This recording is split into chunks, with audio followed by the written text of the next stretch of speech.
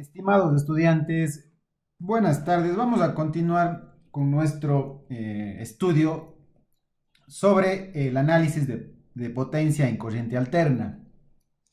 En esta sesión de video vamos a terminar con lo que nos resta del capítulo y ahora vamos a ver lo que es la potencia aparente y el factor de potencia. Normalmente pues lo que nosotros habíamos estudiado en la sesión anterior era la potencia promedio, también llamada potencia útil, que es la potencia de trabajo, que se mide en vatios. Sin embargo, en corriente alterna, el producto de los valores eficaces de tensión y corriente, ¿sí? O valores RMS, se conoce como la potencia aparente, que está denotada por la variable o por la letra S, ¿no? Esta potencia, sí, se la mide en voltamperios, porque pues naturalmente pues es la multiplicación de voltios por amperios, ¿no? Y se distingue de la potencia real o promedio, que es medida en vatios. Fíjense ustedes, como vemos aquí. Normalmente cuando calculábamos la potencia real o promedio, habíamos visto una forma de calcular que es a través del producto de sus valores de RMS multiplicado por el coseno de la diferencia de los ángulos teta B menos teta sub i. Pero fíjense, B sub RMS o la tensión eficaz por la corriente eficaz no es nada más que la potencia aparente, como vemos aquí. Entonces, la potencia útil es igual a la potencia aparente multiplicada por el coseno de la diferencia de los ángulos de tensión y de corriente. A este coseno de la diferencia de los ángulos de tensión y corriente se le conoce como factor de potencia, o en inglés es power factor. En español, pues es el factor de potencia o FP, que es una abreviatura, ¿no es cierto? Y básicamente ese factor de potencia tiene implicaciones muy importantes en los sistemas de energía eléctrica, ¿no? Ya vamos a ver de qué se trata esto, ¿no? Básicamente, pues, el factor de potencia es el coseno de la diferencia, ¿no es cierto?, de fase entre los fasores de tensión y de corriente, ¿sí? Y también se lo puede interpretar como el ángulo de la impedancia de la carga, si es que, pues, ese ángulo representa todo el circuito equivalente de la carga. Ya vamos a ver, luego esto quedará mucho más claro. Pero fíjense ustedes allí, en definitiva, pues, el factor de potencia o FP es, si despejamos de esta fórmula, nos va a quedar que es P, que es la potencia real, sobre la potencia aparente, y eso a su vez es este término, ¿no es cierto?, que es coseno de teta B menos teta I. A eso se le conoce como factor de potencia. Si nosotros trabajamos en un circuito y sabemos la impedancia de ese circuito, podemos directamente ver cuál es el ángulo del factor de potencia a través del ángulo de la impedancia, como vemos aquí. Fíjense, a través del ángulo de la impedancia. En este caso estamos trabajando con valores máximos, ¿no? Recuerden que podíamos trabajar con valores máximos o con valores RMS. Pero el ángulo de la impedancia es el mismo ángulo que vemos aquí. ¿Ok? Entonces, sabiendo el ángulo de la impedancia, yo básicamente le saco el coseno de eso y puedo saber cuál es el factor de potencia de ese circuito. Por supuesto, la impedancia tiene que ser de ese circuito, no solo de una porción, sino de todo el circuito. Es decir, si el factor de potencia yo quiero saber de todo el circuito, pues la impedancia, ¿no es cierto?, la tengo que calcular para todo el circuito. Y el ángulo de la impedancia nos da como respuesta el factor de potencia. Lo mismo podríamos hacer para la impedancia calculada en valores de RMS, en donde pues el ángulo, el fasor de la impedancia, ¿no es cierto?, nos va a dar el ángulo del factor de potencia. Si le sacamos el coseno a eso, nos va a dar el propio factor de potencia. ¿Ok? Entonces, aquí pues tenemos una tabla resumen, fíjense ustedes. Si por ejemplo nuestra carga en el sistema, ¿no es cierto?, es puramente resistiva, supongamos aquí, en este caso, en el primer caso, ¿no es cierto?, tenemos una fuente y tenemos una resistencia, ¿sí? Entonces, en ese caso, pues se cumple que teta B menos teta I igual a 0 y el factor de potencia es 1. ¿Qué quiere decir eso? Que toda la potencia real, si el factor de potencia es 1, toda la potencia real es consumida por la carga. ¿De acuerdo? Por lo tanto, ¿qué quiere decir? Que la potencia real es igual a la potencia aparente S. ¿Ok? Luego, ¿qué pasaría si tuviéramos un circuito, ¿no es cierto?, con una carga puramente inductiva o un circuito con una carga puramente capacitiva. ¿Qué pasa? En ese caso, pues, ya habíamos visto esto en la sesión anterior. ¿Qué sucede allí? En ese caso, si es que es inductiva, ¿sí? Teta B menos teta I es igual a 90 grados, y si es que es capacitiva, teta B menos teta I es igual a menos 90 grados. Fíjense ustedes, y en ese caso no tenemos un elemento que consuma potencia promedio o potencia útil, ¿sí? No hay o potencia real, como se llama P, ¿no? Es potencia promedio, potencia útil o potencia real, P. ¿De acuerdo? Entonces, en este caso, en ambos casos, la potencia va a ser igual a 0, como vemos aquí, y el factor de potencia es igual a 0. ¿Ok? Normalmente es muy difícil tener un circuito que sea puramente inductivo o puramente capacitivo. ¿De acuerdo? Un circuito entero, ¿no? Pero pues existe circuitos que tienen pues ciertos niveles de altos, ¿no es cierto?, de efecto capacitivo, de efecto inductivo, y su resistencia es mínima, ¿no? En realidad pues no existen elementos ideales. Si fuera ideal, la resistencia fuera 0, pero en la práctica pues es muy raro encontrar esos elementos, ¿no? Pero lo que es común, a veces se desprecia el efecto resistivo, ¿ok? Y nos queda el circuito como vemos aquí. Ahora, si existe un circuito, ¿no es cierto?, que tengamos una carga resistiva junto con un capacitor o una inductancia, fíjense ustedes, cualquiera de estos dos, o este de acá. Fíjense ustedes, si es que tenemos un circuito con una resistencia y una inductancia, se va a cumplir que teta B menos teta I sea mayor a 0. En este caso, se dice que la carga es inductiva y el factor de potencia o es una carga que está en rechazo. ¿Qué quiere decir esto, carga en rechazo? Que el ángulo de la corriente, vamos a hacer así, justo tenemos la corriente y tenemos el ángulo teta I y tenemos la tensión, el ángulo teta B. Quiere decir que el ángulo de la corriente, si es menor o está en rechazo que el ángulo de la tensión. ¿De acuerdo? Quiere decir que el ángulo de la corriente pues es menor que el ángulo de la tensión. Esto es en retraso. Y en adelanto, si lo contrario, ¿no?, significa que el ángulo de la corriente adelanta o está en adelanto con respecto al ángulo de la tensión. Es decir, que es mayor al ángulo de la tensión. ¿Ok? Eso en el dominio fasorial, por si acaso. ¿Ok? Entonces, por eso, esto se cumple cuando hay cargas capacitivas. ¿Ok? Esto es súper importante que lo absorban, ¿no? Aquí vamos a ver un ejemplito. Fíjense ustedes, nos dice, en este circuito de aquí, ¿sí? Tenemos una fuente. La fuente es de 30 voltios del MS a un ángulo de 0 grados. Tenemos que esa fuente alimenta una resistencia de 6 ohmios en serie con el paralelo de un capacitor de menos J2 ohmios en paralelo con una resistencia de 4 ohmios. Entonces, ¿qué hacemos primero? Primero, pues, calculamos la Z equivalente de este circuito. La Z equivalente de este circuito, pues, es Z, ¿no? Y básicamente, esto es Z equivalente o Z, ¿de acuerdo? Y va a ser el serie de la resistencia de 6 ohmios con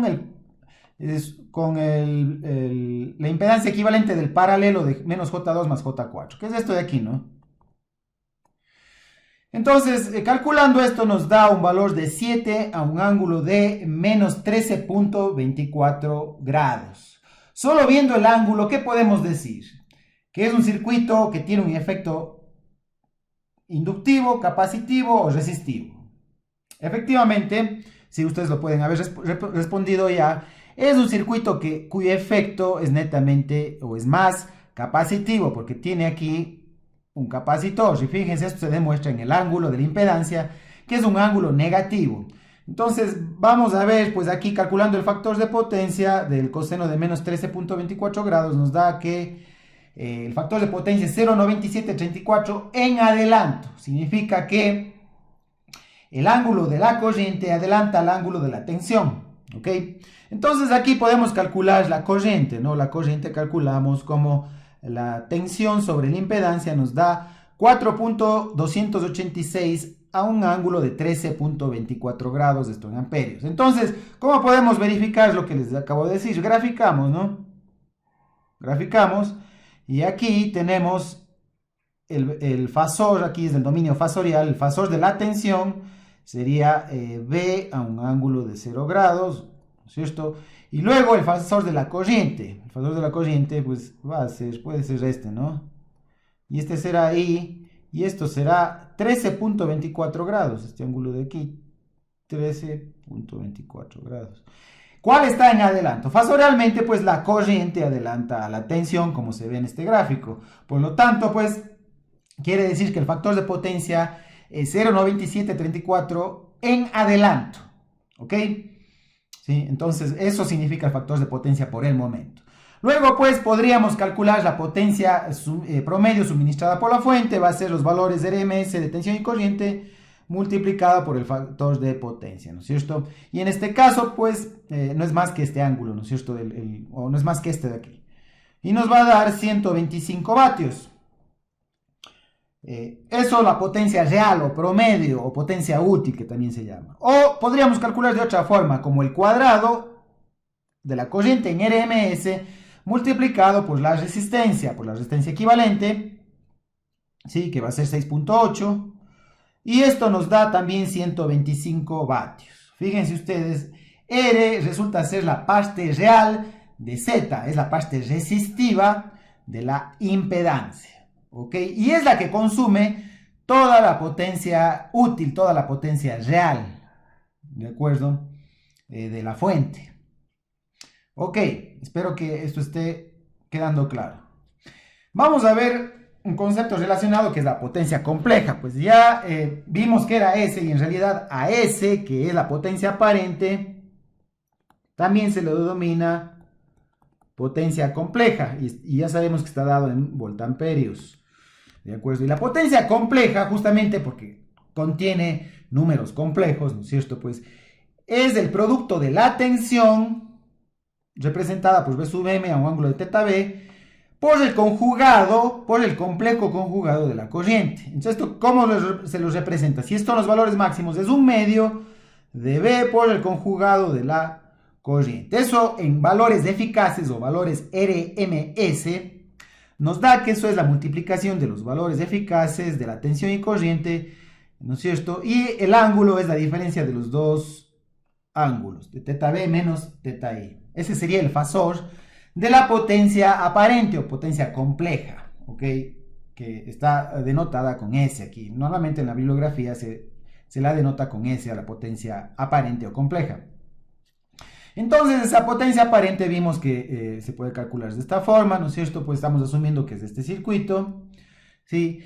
La parte real de esa potencia, es decir, este valor, el módulo multiplicado por el coseno del ángulo, es la potencia real o potencia promedio que está medido en vatios. Es la potencia útil que entrega la fuente a la carga, ¿no es cierto? Y la parte imaginaria se le llama potencia reactiva, ¿de acuerdo? Que es el intercambio de potencia reactiva, ya sabemos, entre la carga y la fuente, dependiendo, esto sí, si es que es un circuito inductivo o capacitivo. Entonces, ¿qué pasaría, no es cierto, si la impedancia solo fuera resistiva? Si esta impedancia solo tuviera una parte resistiva, en ese caso, la potencia aparente va a ser cero. Perdón, la potencia reactiva va a ser cero. Y esto se cumple solo para cargas resistivas, es decir, las resistencias solo consumen potencia aparente y el factor de potencia va a ser 1, ¿no? Mientras que para cargas capacitivas, sí, la potencia reactiva va a ser menor a 0 y el factor de potencia va a estar en adelanto, ¿sí?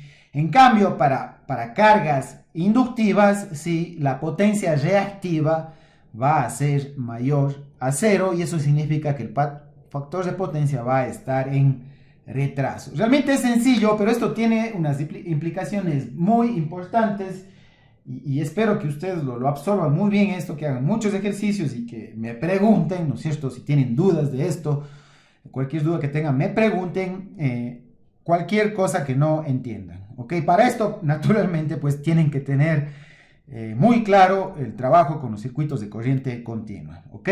Entonces, siguiendo con nuestro estudio, fíjense ustedes, tenemos que la potencia aparente, ¿no es cierto? Podemos calcularla, el módulo de la potencia aparente es los valores eficaces de tensión y corriente, ¿sí? O lo que es lo mismo, pues, la raíz cuadrada de P al cuadrado más Q al cuadrado, ¿ok?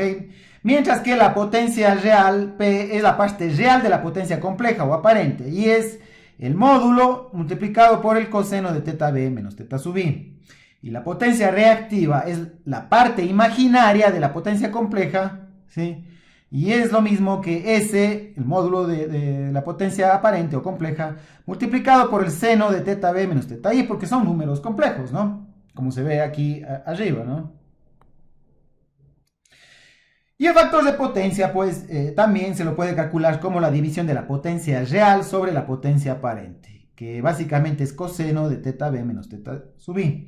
Entonces, en definitiva, pues, la potencia compleja, sí, es el producto del fasor de tensión en RMS y el conjugado del fasor complejo de la corriente, ¿sí? Esto en RMS, aquí, pues, ¿no es cierto? Podríamos poner el complejo conjugado, ¿no?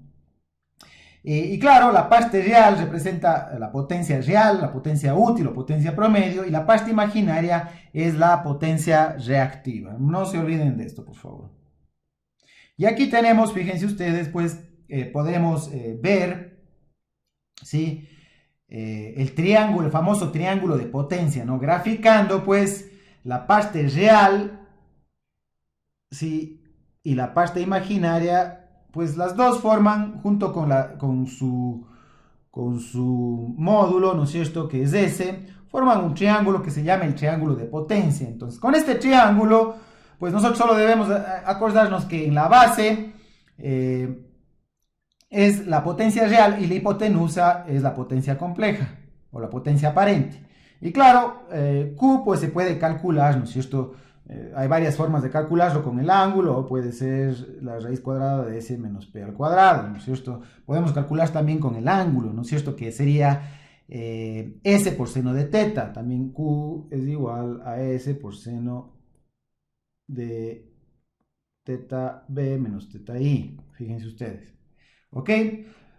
Eso es equivalente al triángulo de impedancia. Fíjense que el ángulo, que es el ángulo del factor de potencia, es el mismo si trabajamos con el triángulo de impedancia, en donde la base va a ser R, que es la resistencia, ¿sí? El otro lado del triángulo, que es la parte de los imaginarios, va a ser X, ¿sí? Y el módulo va a ser el módulo de Z. Pero el ángulo es exactamente el mismo, es decir, son triángulos pues proporcionales, ¿no es cierto?, con los que se puede trabajar pues en cualquiera de los dos casos. Y fíjense ustedes aquí, en el caso de la potencia, ¿no es cierto?, tenemos el diagrama fasorial o el diagrama en números complejos en realidad de la potencia compleja. Fíjense ustedes, aquí tenemos la potencia compleja y tenemos para el caso de que Q sea positivo. ¿Eso qué quiere decir? Que el factor de potencia está en retraso, ¿sí? Lagging significa retraso. ¿Qué significa retraso? Pues que el ángulo de la corriente retrasa al ángulo de la tensión. Ahora, para el otro caso, y esto es para cargas inductivas, ¿no? Mientras que para el otro caso graficamos el mismo triángulo, es el gráfico, pero esto es para cargas capacitivas, que tengan alguna parte capacitiva, en donde pues si la potencia va a ser menos Q y el ángulo del factor de potencia está en adelanto. ¿Qué quiere decir en adelanto? Que el ángulo de la corriente, del fasor de corriente, adelanta al ángulo del fasor de tensión. ¿Ok? Entonces, es realmente sencillo, pero esto tienen que estudiarlo mucho y practicarlo, ¿no? Entonces, fíjense, la analogía pues, que podemos hacer en cuanto a la potencia compleja, fíjense ustedes, como si tuvieran un vaso de cerveza. ¿Qué es lo que les interesa tener a ustedes? Les interesa tener más cerveza que espuma. Entonces, en la práctica lo que se trata es de disminuir, sí, de hacer más chiquita la potencia reactiva en MVARs, en kVARs o en VARs, ¿no? ¿Sí? Que sería voltamperios reactivos o megavoltamperios reactivos, ¿de acuerdo? Si hacemos eso más pequeño, ¿sí? El factor de potencia, el PF o FP, como lo quieran poner en español o inglés, va a ser, siempre se trata de que sea aproximadamente la unidad, ¿de acuerdo? Esto por razones económicas, porque si tenemos mucha potencia reactiva, ¿sí? Vamos a tener, ¿no es cierto?, menos potencia activa. ¿Qué quiere decir? Que nuestras cargas no están aprovechando lo suficiente la potencia útil, la potencia de trabajo, ¿de acuerdo? Pero pues es inevitable, en cualquier sistema eléctrico es inevitable tener esto. Lo que se trata es que este factor de potencia sea cercano a la unidad. ¿Y cómo lo hacemos cercano a la unidad? Reduciendo, fíjense ustedes, el monto de espuma en realidad. Tenemos que reducir el monto de espuma, ¿de acuerdo? Hacerlo lo más pequeño posible.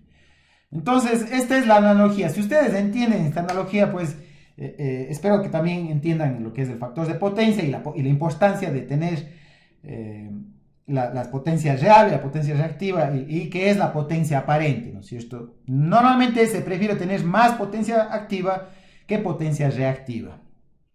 La potencia reactiva normalmente vienen de cargas electromagnéticas, tipo motores, ¿de acuerdo? Tipo transformadores, ¿ok? Y todo lo que tenga elementos con electromagnetismo dentro de él, ¿ok? Entonces, de ahí viene la necesidad de abastecer esos motores o transformadores con un cierto monto de potencia reactiva, ¿ok? Entonces, por eso existe en realidad la potencia reactiva, porque fíjense si, o también capacitores, por supuesto, ¿no? Si tenemos capacitores en determinado, pues, elemento de un circuito, pues claro, también va a ser abastecido por potencia reactiva.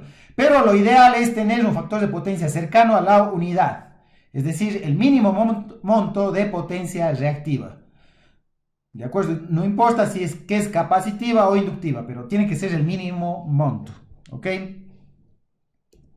Entonces aquí vamos a ver un ejemplo, ¿no? Dice una carga Z toma 12 kVA, que es potencia aparente, con un factor de potencia en atraso de 0,856 de una fuente senoidal de 120 voltios NMS. Calcule las potencias promedios y reactivas suministradas a la carga, la corriente pico y la impedancia de carga. Dibujemos para que pues, sea un poco más intuitivo el asunto. Tenemos una fuente y tenemos la impedancia, ¿de acuerdo? Y tenemos que esta fuente tiene una tensión de 120 voltios. Pero no nos da el ángulo. Como no nos da el ángulo, tenemos que asumir que un ángulo de referencia como si fuera 0 grados de la tensión. ¿Ok? En este caso. Entonces, y nos dice que la carga consume S igual a 12 kVA. ¿De acuerdo? Eso nos da de dato. Y el factor de potencia, pues, es igual a 0,856 en atraso, ¿no? En atraso. Ok, entonces vamos a calcular, de acuerdo a lo que vimos en la teoría, ¿no es cierto? Un factor de potencia de 0,856 en atraso significa el coseno inverso, ¿no es cierto? El arcoseno de teta, que va a ser igual a 31.13 grados. Tenemos que la potencia aparente es 12.000 o 12 kVA, ¿sí? Entonces, la potencia real va a ser S por el coseno de teta, es 12.000 por 0,856, que eso es el factor de potencia, no se olviden. Y esto nos da 10.272 kilovatios, ¿no? O 10.272 vatios, ¿ok? Luego, pues, Q, aquí está mal, ¿no es cierto? No es O, es Q, es igual a S, que es la potencia compleja o potencia aparente, por el seno de teta, es 12.000 por el seno de teta. El seno de 31.13 es 6.204 kVAR. kVAR. Es kVAR, ¿no? kVAR. No kVAs, kVAR. Los libros se equivocan y hay que corregir lo que está equivocado. Es kVAR. Es potencia reactiva. Ahora, dado que el factor de potencia está en atraso, pues sí, la potencia reactiva va a tener un signo positivo, porque pues el factor de potencia está en atraso. Por lo tanto, la potencia va a ser reactiva, va a ser esta. Por lo tanto, S va a ser igual a P más JQ, igual a 10.272 más J6.204. Allí sí cabe AS. ¿Ok? Ahora sabemos también, ¿no es cierto?, para calcular la corriente, ¿sí? Para calcular la corriente, sabemos que S es igual a los productos de los valores eficaces de tensión y el conjugado de la corriente. Por lo tanto, podemos despejar el conjugado de la corriente, que va a ser igual a S sobre la tensión en base a sus valores eficaces. Por lo tanto, va a ser el valor de S, ¿sí?, dividido para 120 a un ángulo de 0. Por eso pues dije que asumamos que esto tiene 0. Nos da un valor de 100 a un ángulo de 31.13 grados, todo esto en amperios.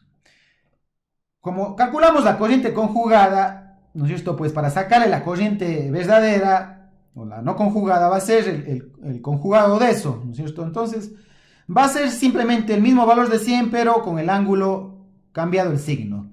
Es decir, 100 a un ángulo de menos 31.13. Y ese es el valor de la corriente, pero en valor RMS. Por lo tanto, la corriente pico o valor máximo, pico o máximo,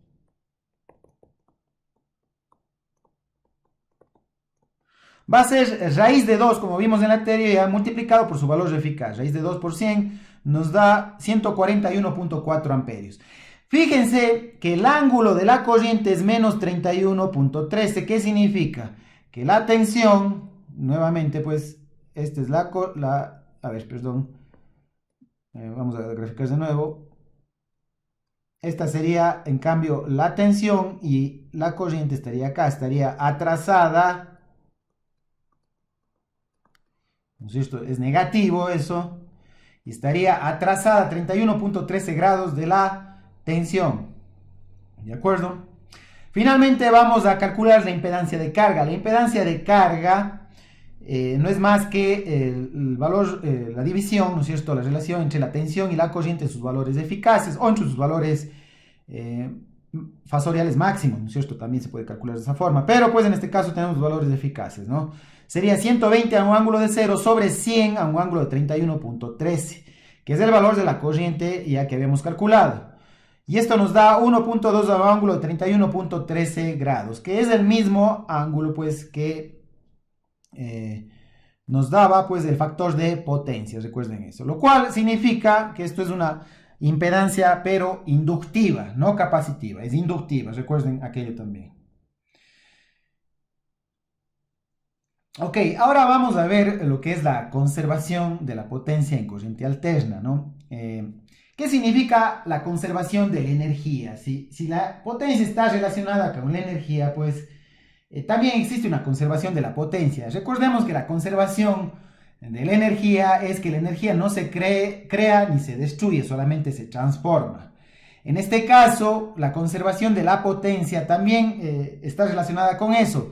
¿Qué significa? Que la potencia entregada por la fuente o las fuentes es igual a la potencia consumida por la o las cargas. Es decir, la potencia que entrega en este caso la fuente de tensión es igual a la suma de la potencia consumida por cada una de estas cargas. Lo mismo en este caso, la potencia entregada por esta fuente es la suma de la potencia de estas cargas individuales, tanto en su parte real como en su parte reactiva. Por lo tanto, se va a cumplir esta ecuación. No importa si el circuito es paralelo, serie, no importa si el circuito es de estrella, triángulo, ¿de acuerdo? Siempre se tiene que cumplir esa conservación de la potencia en corriente alterna. Entonces, eso es fácilmente pues deducible a través de este análisis que pues para la conexión en paralelo, ¿no es cierto? Pues vamos a tener dos corrientes, I1 y 2, y va a ser la I total, la suma de estas dos corrientes, va a ser esto la I total, fíjense ustedes, y en este caso, pues, lo mismo se cumple, ¿no es cierto?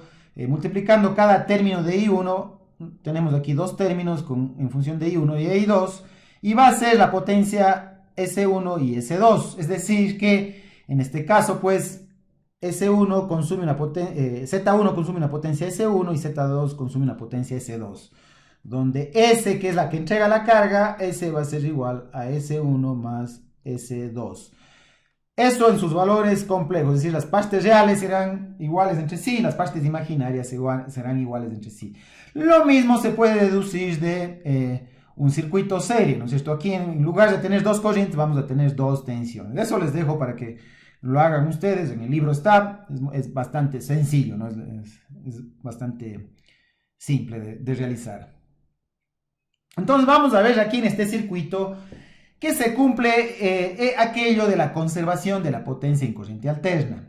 Dice, en la figura 11.24, que es esta, aparece una carga, que es esta de aquí, ¿de acuerdo? Es todo esto, la carga, ¿sí? Alimentada por una fuente de tensión que tenemos aquí, ¿sí? Mediante una línea de transmisión. Bueno, la línea, dice, se representa por la impedancia, ¿sí? El conductor, ¿no es cierto? O la línea se representa por la impedancia, ¿sí? 4 más J2 ohmios, y esta es la carga, ¿de acuerdo? Y tiene una trayectoria de retorno que es la que está abajo, ¿no? Siempre tiene que tener retorno. Entonces, nos pide hallar la potencia real y la potencia reactivas, ¿sí? Absorbidas o entregadas por la fuente, la línea y la carga. Entonces vamos aquí a realizar este ejercicio. Primero vamos a calcular la impedancia equivalente de todo este circuito, la impedancia total, que va a ser el serie de todos los elementos, va a ser 4 más J2 más 15 menos J19, este es igual a 19 menos J8, va a ser 20.62 a un ángulo de menos 22.83. Aquí la pregunta que les hago es, ¿cuál será el efecto predominante, solo viendo este valor, ¿sí? O este ángulo, cuál será el efecto predominante de este circuito? ¿Será resistivo? ¿Será inductivo o será capacitivo? El que más predomina, ¿de acuerdo? Esa es la pregunta que les dejo para que ustedes respondan. Ok, bueno, eso es la impedancia total, la Z. Y podemos calcular la corriente que fluye por ese circuito. Pues como está todo en serie, sería la tensión sobre la impedancia. Nos va a dar a 10, a un ángulo 22.83 grados, esto en amperios. ¿De acuerdo? Luego, fíjense ustedes, tenemos, sí, la potencia entregada por la fuente, que va a ser la tensión multiplicada por el conjugado de la corriente. Tensión multiplicada por el conjugado de la corriente, que no es más que la corriente pues da un ángulo negativo, o cambiado el signo en realidad. Esto nos da, fíjense ustedes, 2163.5 menos J 910.8 voltamperios. Luego de esto se obtiene la potencia real, que es de este valor, esto es P, y la potencia reactiva, que es de este valor. Pero la potencia reactiva, fíjense ustedes, está con el signo menos. ¿Qué quiere decir? Que el factor de potencia o que el ángulo del factor de potencia está en adelanto o está en atraso. Ok, bueno, en realidad pues está adelantada, ¿no es cierto? Está adelantada. Ok, entonces, bueno, aquí podemos calcular luego la tensión de la línea. La tensión que cae en la línea será la Z de la línea multiplicado por la corriente, y esto nos da 42.72 a un ángulo de 49.4 grados voltios eficaces, ¿no? Luego pues podemos calcular la potencia compleja absorbida por la línea. Va a ser igual a la tensión de línea multiplicado por el conjugado de la corriente. ¿De acuerdo? Y esto nos da, fíjense ustedes, este valor de potencia compleja, que es 455.4 más J 227.7 voltamperios. Por lo tanto, esto será la potencia consumida por la línea, y esto será la potencia reactiva, esta es la potencia real, y esta es la potencia reactiva consumida por la línea.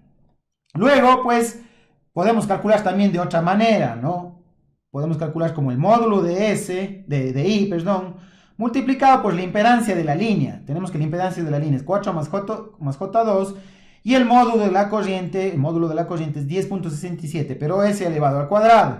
Y esto nos da el mismo valor, fíjense ustedes. Entonces, esta es la potencia real y esta es la potencia reactiva. ¿De acuerdo? Y en lo relativo a la carga, en la carga, pues, lo mismo, ¿no es cierto? Va a ser la Z de la carga, o en este caso que está con L, load, multiplicado por la corriente. Va a ser ZC, es 15 menos J10, ¿no es cierto? Multiplicado por la corriente. Y va a ser 192.38 a un ángulo de menos 10.87 grados, esto en voltios eficaces. Luego podemos calcular la potencia absorbida por la carga. La potencia absorbida por la carga, fíjense ustedes, es la tensión multiplicada por el conjugado de la corriente. Fíjense ustedes, en este caso, pues, nos va a dar 1708 menos J 1139 voltamperios. Fíjense ustedes que esta, pues, es la potencia real de la carga y esta es la potencia reactiva de la carga. ¿Y qué pasa? Se debe cumplir que esta S de la fuente va a ser igual a la potencia de la línea, la potencia aparente, más la potencia de la carga. Eso se puede comprobar, pues les dejo para ustedes para que comprueben, es muy sencillo, siempre va a dar igual. Esto demuestra la conservación de la potencia, es decir, en definitiva, la fuente tiene que entregar lo que los elementos de consumo los requieran en el circuito. ¿De acuerdo? Siempre debe haber ese equilibrio entre la potencia de la fuente y la potencia de los elementos del circuito, sea la línea, ¿no es cierto?, sumada más la carga en este caso, porque son elementos pasivos de consumo, ¿de acuerdo?, que consumen ya sea potencia real, potencia reactiva, tanto inductiva como capacitiva, ¿de acuerdo? Ok. Tenemos un tema interesante, pues, y muy útil en la práctica, que se llama la corrección del factor de potencia. En la práctica habíamos dicho que normalmente nosotros queremos un factor de potencia lo más próximo a la unidad. Eso es en la práctica. Pero nosotros no podemos alterar la tensión, las características de la carga original, esto es, la tensión o la corriente de la carga original. Porque la carga, esto es lo que consume. Si tenemos, por ejemplo, un foco, el foco consume y está diseñado para una determinada tensión y una determinada corriente. Y eso es lo que consume, no podemos alterar eso. Sí, pero si tenemos, por ejemplo, un motor también, un motor va a consumir una determinada potencia real y una determinada potencia reactiva. ¿Sí? Y claro, nosotros no podemos alterar esas características de forma directa en el motor, no se puede hacer eso. Pero sí podemos colocar, ¿no es cierto?, corregir el factor de potencia de ese elemento que consume potencia reactiva, ¿sí?, mediante un dispositivo que puede ser un capacitor. Fíjense ustedes, en este caso. ¿Sí? Podemos conectar un capacitor, pero ¿qué pasa si en cambio la carga es capacitiva? ¿Qué tendríamos que colocar en paralelo con esto para corregir el factor de potencia? Eso les dejo como tarea también a ustedes para que lo respondan. Entonces, por razones económicas que ya la demostraremos en circuitos 2, ¿sí?, el factor de potencia es necesario que sea cercano a la unidad. ¿Ok? Es necesario que sea cercano a la unidad. Entonces, fíjense ustedes, pues básicamente es necesario que se reduzca los kVAR. ¿Sí? Es necesario que se reduzca los kVAR de alguna forma. ¿Y cómo podemos hacer eso? Fácilmente, pues colocando un dispositivo, por ejemplo, en este caso, si la carga es inductiva, podemos colocar un capacitor. Entonces, ¿qué sucede aquí? Fíjense ustedes, aquí tenemos el fasor de la tensión Entonces ese fasor no ha cambiado. Y tenemos el fasor de la corriente que tampoco ha cambiado. De la corriente I sub L. Perdón. De la corriente I sub L. Y tenemos el ángulo θ1. ¿De acuerdo? De la carga inductiva. ¿Ok? ¿Qué pasa? Si nosotros colocamos en paralelo un capacitor, ¿sí? Vamos a tener una corriente que está en adelanto a la tensión, por lo tanto, fasorialmente podríamos dibujar como este fasor que está aquí. A eso se le llama el diagrama fasorial, ¿no? Entonces, fíjense ustedes, ya tenemos esto y tenemos esto de acá. Ahora podemos sacar la resultante de esos fasores, ¿no? Trazamos una paralela que está en línea punteada, otra paralela acá y sacamos la resultante. Fíjense ustedes.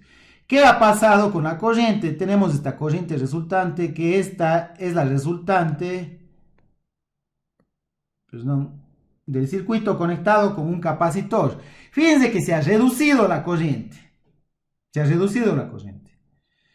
Entonces, justamente eso tiene que ver con las razones económicas. Si nosotros tenemos menos corriente, ¿sí? El resultante, necesitamos conductores de menos capacidad, que soporten una corriente de menos capacidad. ¿De acuerdo? Fíjense ustedes. Entonces, eso es súper importante, ¿no? Entonces, fíjense ustedes aquí, trabajando con el diagrama de potencias, bueno, aquí el ángulo resultante sería el θ sub 2, ¿no?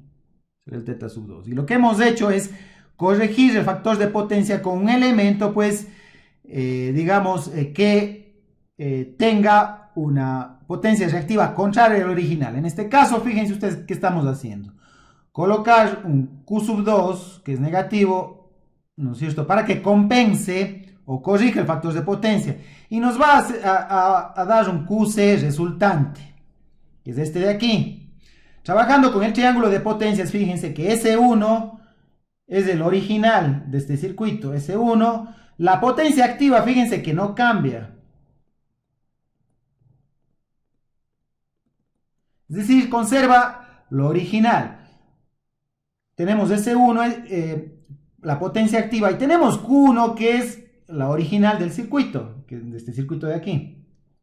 En el momento que nosotros colocamos un capacitor, ¿no es cierto?, pues en paralelo, ese capacitor, ¿qué va a hacer? Va a tener una potencia reactiva negativa, como vemos aquí el signo.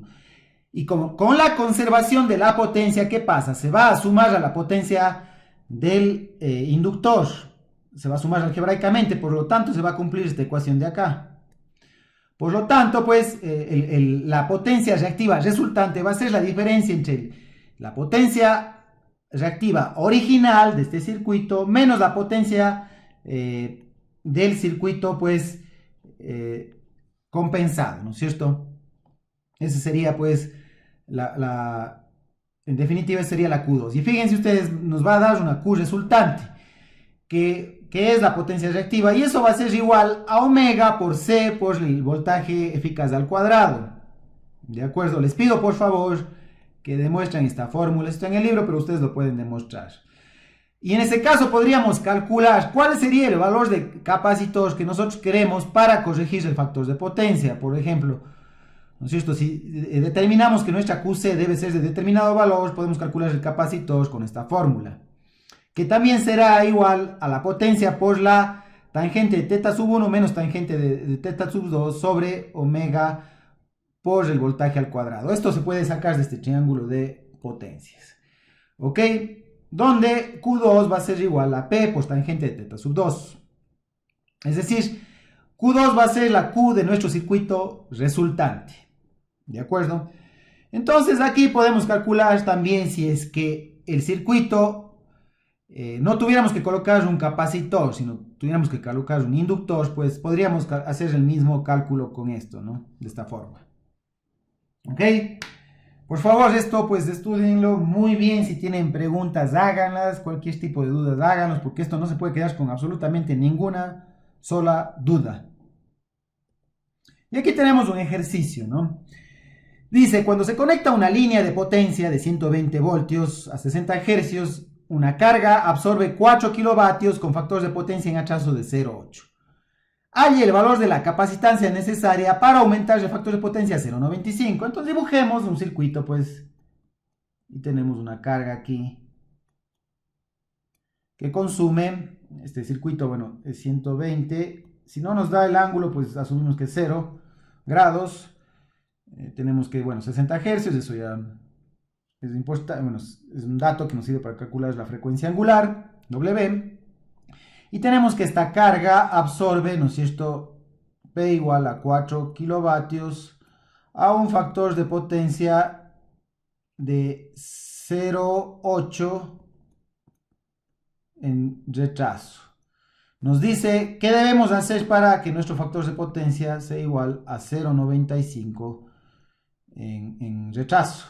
¿De acuerdo? Entonces, primero calculamos, ¿no es cierto?, pues con un factor de potencia calculamos sabemos que es el coseno de teta, el factor de potencia. Y podemos calcular teta sub 1, que nos va a dar un ángulo de 36.87 grados.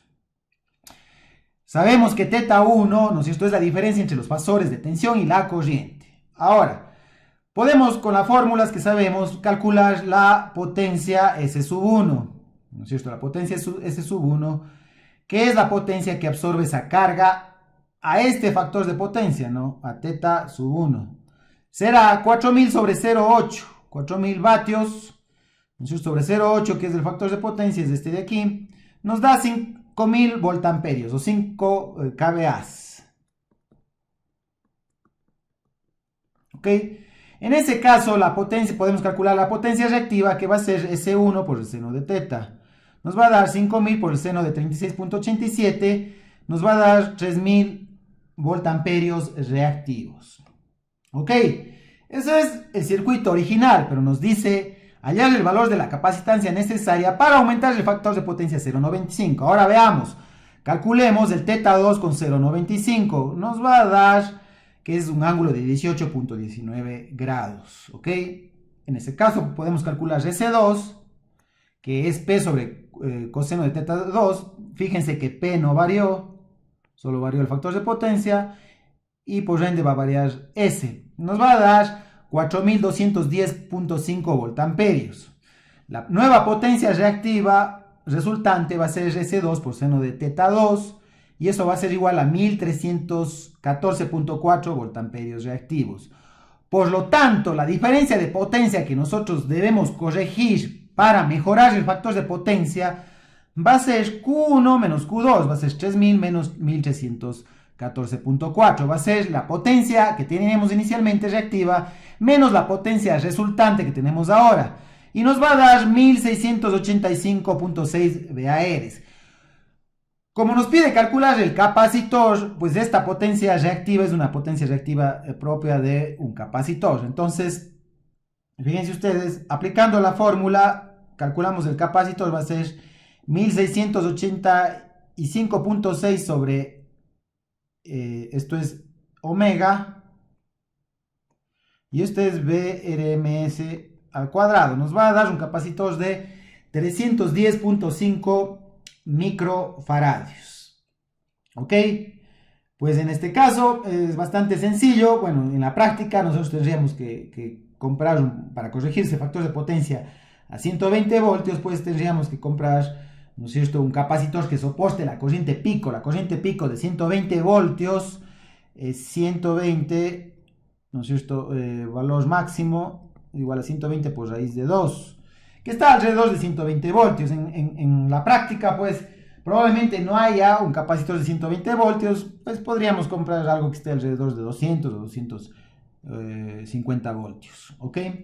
Ese es el tema de la corrección del factor de potencia. Por favor, pues estudienlo pero muy detenidamente y haciendo los ejercicios correspondientes. Finalmente tenemos la medición de potencia, ¿no? Tenemos que el batímetro es un elemento que nos sirve para medir la potencia promedio de un circuito, la potencia real de un circuito. Y básicamente, si la tensión está representada por esta función de tiempo y la corriente por esta función de tiempo, si nosotros sabemos que la potencia real se puede calcular con sus valores de RMS y con multiplicado por el factor de potencia, que es el coseno de la diferencia de los ángulos, o con sus valores máximos, ¿no? El 1/2 de la multiplicación de sus valores máximos multiplicada por el factor de potencia. ¿Ok? Entonces, normalmente pues un batímetro lo que tiene son dos elementos, dos bobinas. Una bobina, ¿sí?, que nos ayuda a medir la tensión, fíjense ustedes, y otra bobina que nos ayuda a medir la corriente.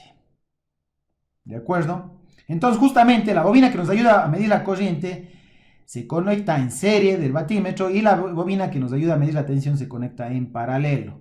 Y esto nos ayuda a medir la potencia promedio, la potencia real,